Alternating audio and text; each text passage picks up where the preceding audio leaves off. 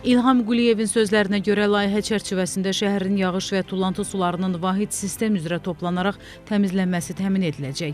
Yağış suları 1200 mm-lik magistral borular vasitəsilə təmizləyici sistemə yönləndiriləcək, çirkab suları isə 600 mm-lik xətlə xüsusi təmizləmə qurğusuna ötürüləcək.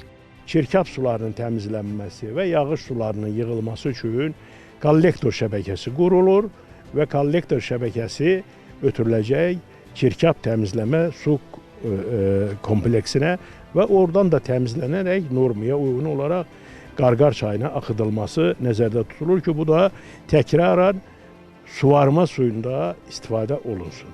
Ümumilikdə götürəndə bütün rayonlarda, azad olunmuş bütün rayonlarımızda ciddi işlər həyata keçirilir. Qurğuda normativ tələblərə uyğun şəkildə təmizlənən sular daha sonra Qarqar çayı hövzəsinə axıdılacaq. Növbəti mərhələdə isə bu suların suvarma məqsədi ilə istifadəsi nəzərdə tutulur. İlham Quliyev qeyd edib ki, hazırda obyekt ərazisində tikinti-quraşdırma işləri intensiv şəkildə davam etdirilir və layihənin 2027-ci ildə istifadəyə verilməsi planlaşdırılır. Qurğunun istifadəyə verilməsi ilə Şuşa şəhərində yağış və çirkab sularının toplanması, təmizlənməsi və idarə olunması sistemi tam şəkildə formalaşacaq. Bu isə şəhərin ekoloji təhlükəsizliyinin gücləndirilməsi, ətraf mühitin qorunması və su ehtiyatlarından səmərəli istifadənin təmin edilməsi baxımından mühüm əhəmiyyət daşıyır. Anar Şuşalı, Təxminə Babayeva, Şuşa, NTV Xəbər.